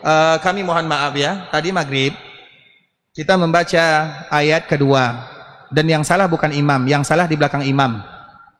Karena mereka tidak menyebutkan, karena imam salah, tapi mereka tidak memperbaiki imam salah. Jadi yang salah siapa? Yang di belakang imam kan, bukan imam kan? Baik, resiko di belakang imam. Innal ladzina amanu wa 'amilus salihati sayaj'alu lahumur rahmanu wudda. Sesungguhnya orang-orang yang beriman dan beramal saleh akan kami datangkan, kami tanamkan di dalam hatinya kasih sayang. Makanya beriman kepada Allah, yang beriman kepada Allah, yang beriman kepada Rasulullah, maka mereka akan sayang kepada kaum muslimin yang lainnya. Maka dari situlah keluar hadis Nabi sallallahu alaihi wasallam, al-muslim man salimal muslimuna min lisanihi wa yadihi. Sifat seorang muslim itu adalah orang yang selamat dari lisannya. Artinya kita tidak boleh waqi'ah kepada muslim yang lain. Waqi'ah itu artinya mencela. Sejahat apapun kaum muslimin, maka doakan dia. Jangan pernah mengatakan kamu ini jahat, kamu seperti itu, kamu. Bukan seorang muslim namanya. Selamat dari lisannya, selamat dari lidahnya, selamat dari tangannya. Itu adalah seorang mukmin, seorang muslim. Maka itulah makna daripada firman innal ladzina amanu. Kalau kita betul-betul beriman, wa 'amilus salihat, dan kita melakukan amalan saleh, sayaj'alu lahumur rahmanu wudda. Wudda itu tingkat cinta yang luar biasa, cinta kepada sesama karena keimanan kepada Allah Subhanahu wa taala. Dan itu sama dengan makna yang lainnya. Di dalam Al-Qur'an Allah menyebutkan Muhammadur Rasulullah walladzina ma'ahu asyidda'u 'alal kuffar ruhama'u bainahum. Di antara sifat seorang mukmin, ingat, kalau kita mengaku seorang mukmin, mereka tidak berlemah lembut, asyidda, kuat kepada orang yang bukan muslim, berlemah lembut kepada sesama muslim. Jangan pernah jadikan saudara kita sebagai musuh. Sejahat apapun mereka, bagaimanapun mereka, mereka tetap saudara kita seiman dan setakwa kepada Allah Subhanahu wa taala. Itu di antara maknanya. Fa innama yassarnahu bilisanika litubashshira bihil muttaqina wa tunzira bihi qaumal ludda. Kemudian Allah menceritakan tentang umat-umat sebelumnya, memberikan kabar gembira kepada orang-orang yang bertakwa dan kembali mengingatkan kita kepada orang-orang yang durhaka kepada Allah Subhanahu wa taala. Seolah-olah ayat ini mengatakan orang-orang yang durhaka itu mana? Yang dulu berbuat maksiat mana? Contoh misalnya, kaum Luti, LGBT, dulu mana? Di zaman Nabi Lut, mereka sekarang mana? Kemudian orang-orang yang curang dalam timbangannya mana? Abu Jahal mana? Abu Lahab mana? Orang yang ingkar kepada agama mana? Mereka yang menghinakan Allah mana? Kalian tidak akan lagi dengar tentang mereka. Habis sudah, selesai urusannya. Tinggal mereka menerima hasil daripada amalannya. Begitu juga nanti kita. Orang-orang yang datang setelah kita akan bercerita tentang kita. Mana dulu orang-orang yang beriman dan bertakwa kepada Allah Subhanahu wa taala? Mereka sudah mendapatkan hasil daripada kerjanya. Mana dulu orang-orang yang bermaksiat kepada Allah Subhanahu wa taala? Dan selalu kita mengatakan yang lelah dalam ibadah bukan hanya kita. Yang penat salat bukan kita. Yang penat berpuasa bukan hanya kita. Sudah banyak umat-umat sebelumnya. Sudah banyak generasi-generasi sebelumnya. Sekarang mana mereka? Mereka tinggal mengambil hasil daripada apa yang mereka lakukan. Tinggal cerita, tapi cerita mereka cerita yang dinukil dengan tinta yang indah. Mereka yang berbuat maksiat, mereka yang jauh dari Allah, mereka yang durhaka kepada orang tua, mereka yang jahat lisannya, mana? Habis, semuanya habis. Kita tidak mendengarkan cerita mereka kecuali keburukan yang mereka lakukan. Seolah-olah mengingatkan kepada kita bersama, orang yang beriman, orang yang beramal saleh, maka ukirlah tinta kebaikan dalam kehidupan dunia, sehingga tinta kebaikan tersebut memberikan pelajaran dan manfaat kepada generasi-generasi yang datang setelahnya. Kita pasti selalu bercerita tentang kakek kita, nenek kita, bagaimana mereka rajin beribadah, bagaimana banyak cerita-cerita kita tentang orang-orang terdahulu. Barakallahu fikum. Ini mungkin di antara sedikit makna yang bisa kami sampaikan. Jazakumullahu khairan. Taib yang lain, silakan Pak. Ini masih boleh nih? Izin sama panitia dulu nih. Taib, silakan. Assalamualaikum warahmatullahi wabarakatuh. Salam warahmatullah.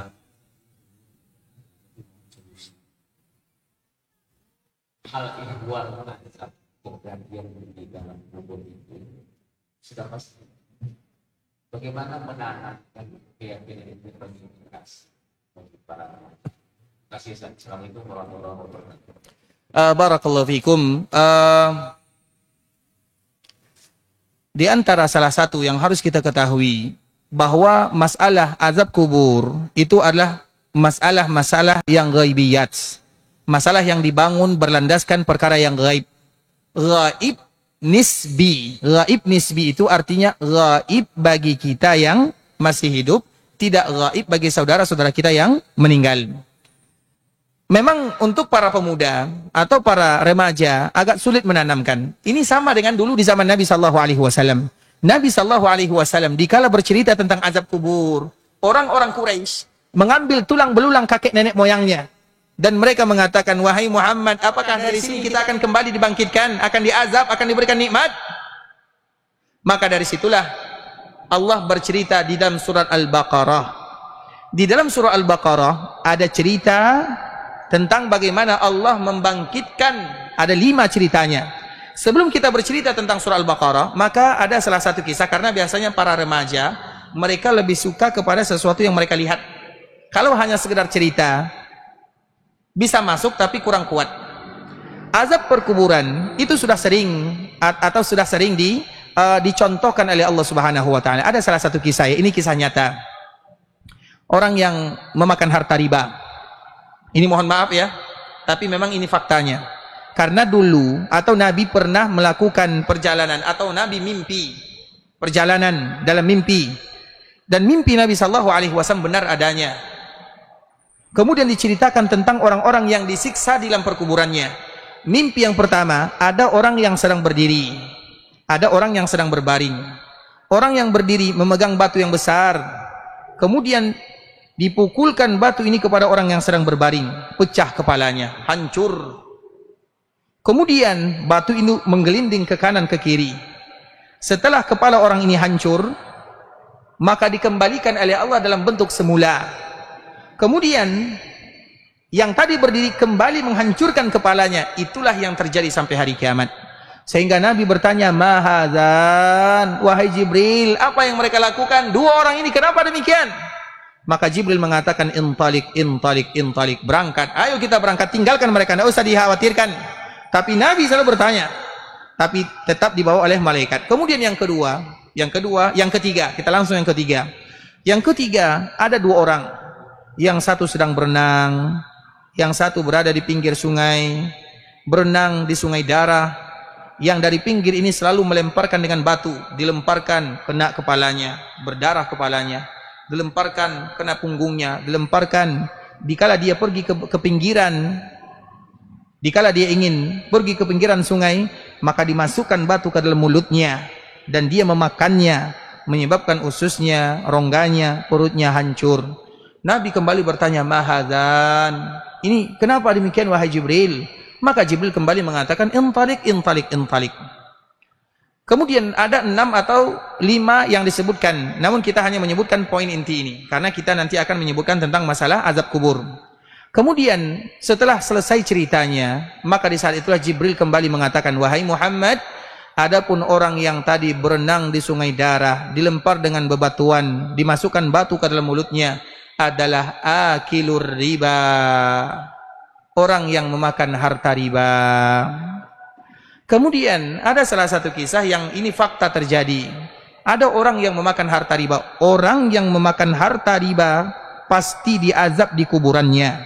Itu janji dari Nabi sallallahu alaihi wasallam. Oleh karena semaksimal mungkin apabila ada yang namanya riba, jauhilah. Apa gunanya kita bahagia di dunia, sengsara di perkuburan dan di akhirat? Bahagia di dunia sementara, tapi menderita di akhirat itu untuk selama-lamanya. Silakan pilih. Kemudian ada yang memakan harta riba, dia dikuburkan. Kemudian tiba-tiba perkuburannya ini, ikhwatul Islam, ada sesuatu yang terjadi yang menyebabkan perkuburan ini harus dipindahkan, dan itu sering terjadi. Dikala dipindahkan perkuburan, maka tiba-tiba kain kafan yang tadi baru membungkusnya semuanya hangus, terbakar. Sebagaimana terbakar pula kulit-kulitnya, jasadnya sudah menghitam karena terbakar, baru saja dimasukkan beberapa jam saja. Nah, biasanya para pemuda dengan cerita-cerita seperti ini yang mereka tampakkan itu lebih mengena, itu lebih pas bagi mereka. Makanya cerita di dalam Al-Quran itu banyak sekali, ikhwatul Islam, dan salah satunya cerita di dalam surah Al-Baqarah. Allah menceritakan di dalam surah Al-Baqarah ada 5 kisah bagaimana Allah membangkitkan dan bagaimana Allah menceritakan tentang orang yang sudah mati. Kisahnya nanti bisa kita cari sendiri di dalam surah Al-Baqarah. Itu 5 kali Allah ulang. Kenapa demikian? Untuk memastikan bahwa azab kubur itu sesuatu yang pasti adanya. Dan salah satu yang diceritakan oleh Allah Subhanahu wa taala adalah tentang Fir'aun. An-naru yu'raduna 'alaiha wuduwan wa 'ashiyya. Wa yauma taqumus sa'atu adkhilu ala fir'auna asyaddal azab. Allah mengatakan Fir'aun, keluarga Fir'aun, orang yang durhaka kepada Fir'aun, pagi dan sore mereka diazab. Dikala nanti terjadi hari akhirat, maka mereka diazab lagi di akhirat sana. Sehingga agar kita tahu bahwa azab perkuburan itu adalah sesuatu yang pasti.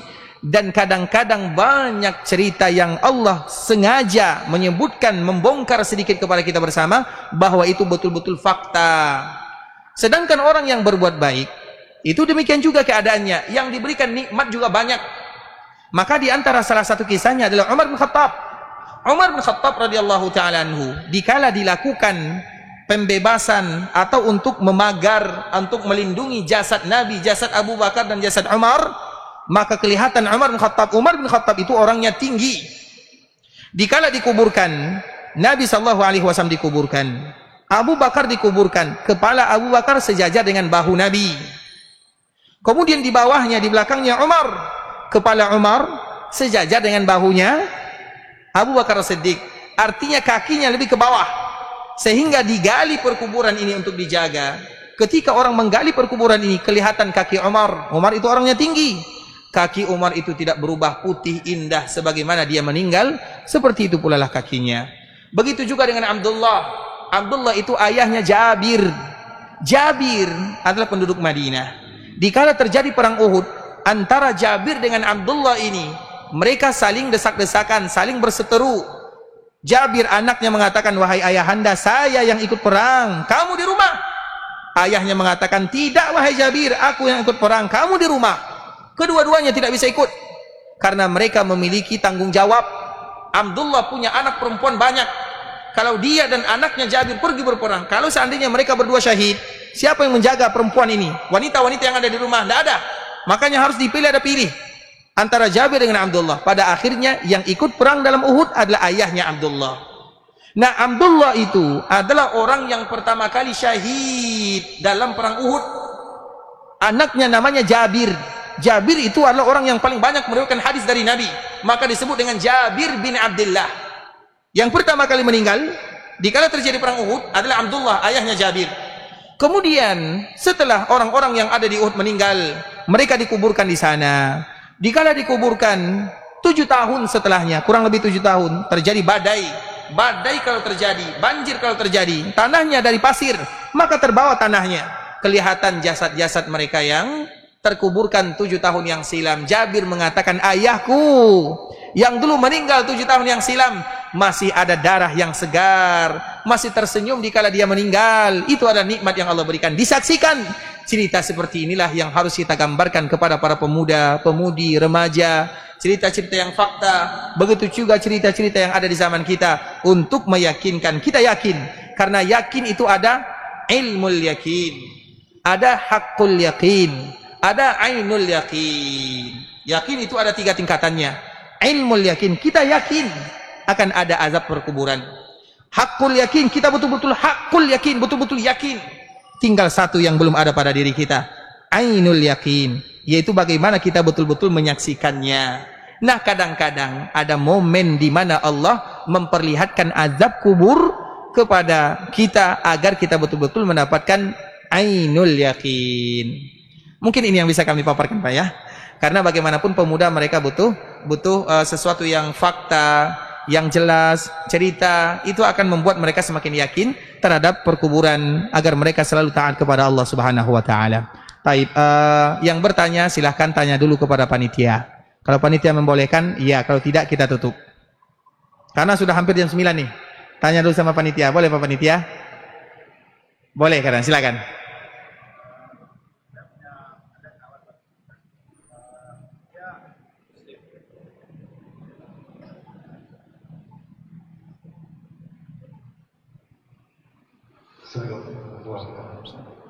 Saya punya kenalan di daerah kita juga, dia seorang muslim, dia sering bicara tentang agama. Dia tidak mentiadakan azab kubur. Apakah orang seperti ini, keyakinan seperti ini keluar daripada Islam? Ya, assalamualaikum. Barakallahu fikum. Orang yang mengatakan azab kubur itu tidak ada, itu bukan hanya sekarang saja, sudah dari zaman dahulu kala. Sebahagian kelompok yang mereka mengatakan azab kubur tidak ada adalah orang-orang Mu'tazilah. Apa alasannya? Allahu alam.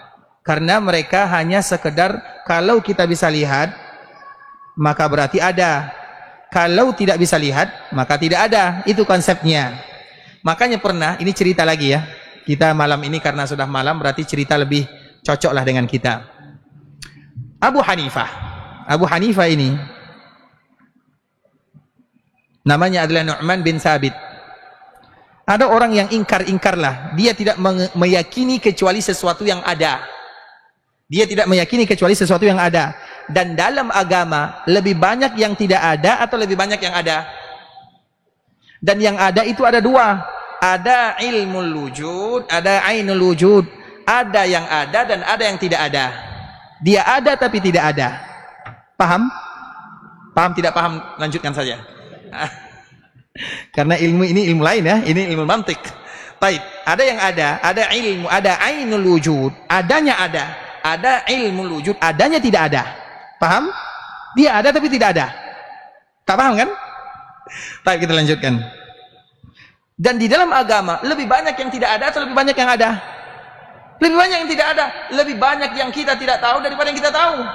Makanya disebut dengan rukun iman. Semuanya iman. Iman kepada Allah, iman kepada malaikat, iman kepada Rasul. Lebih banyak yang kita tidak tahu. Dan salah satunya iman yang tadi disebutkan.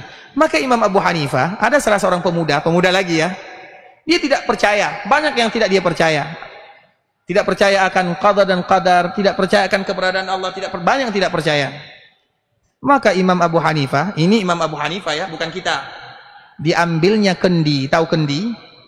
Yang terbuat dari apa kendi? Dari tanah liat kan? Diambilnya kendi, dipukulkan kepada pemuda tersebut. Sakit kepalanya. Kemudian dia marah. Wahai imam, aku datang ke sini untuk bertanya. Tapi kamu memukul diriku. Karena kadang-kadang ada pertanyaan yang tidak boleh dijawab. Ada pertanyaan yang jawabannya adalah dipukul kepalanya. Tapi ini bukan untuk kita. Begitu juga dengan Umar. Ada salah seorang dulu namanya Subaik. Dia selalu bertanya. Apa jawaban Umar? Dipukul kepalanya sampai berdarah. Apa kata Subaik? Nafa'atni mau'izatu Umar. Pukulan Umar memberikan manfaat kepadaku. Hilang semua yang ada di kepalaku. Yang syubhat-syubhat yang tadi tidak percaya ini, tidak percaya itu, hilang semuanya. Karena biasanya itu pertanyaan muncul dari syaitan. Kadang-kadang syaitan itu harus, kepala kita itu harus tapi bukan untuk dipraktekkan ya.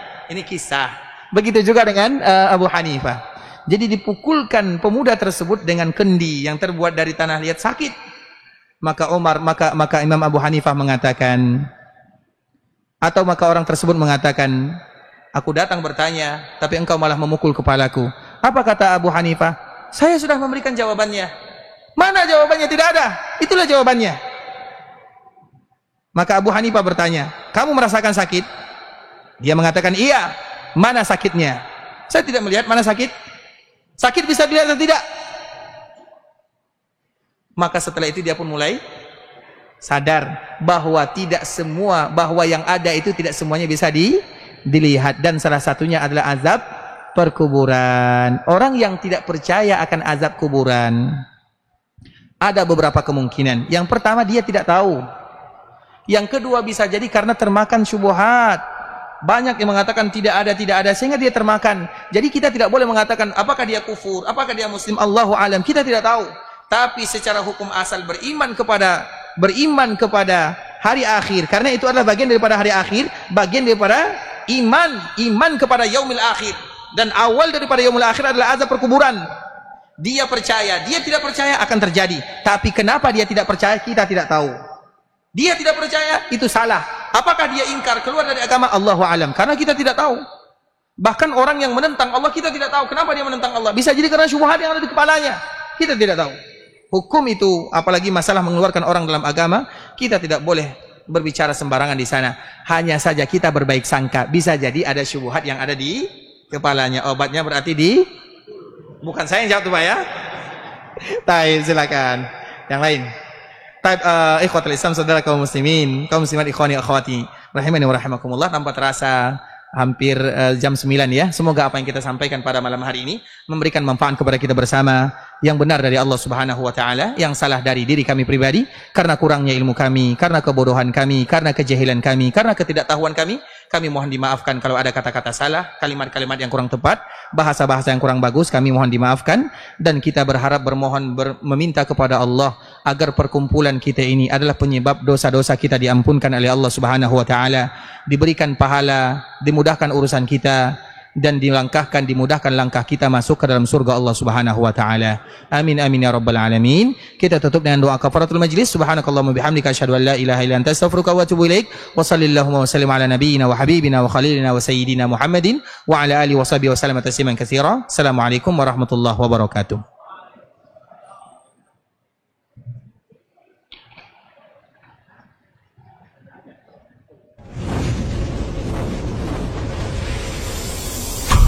TV Sunnah.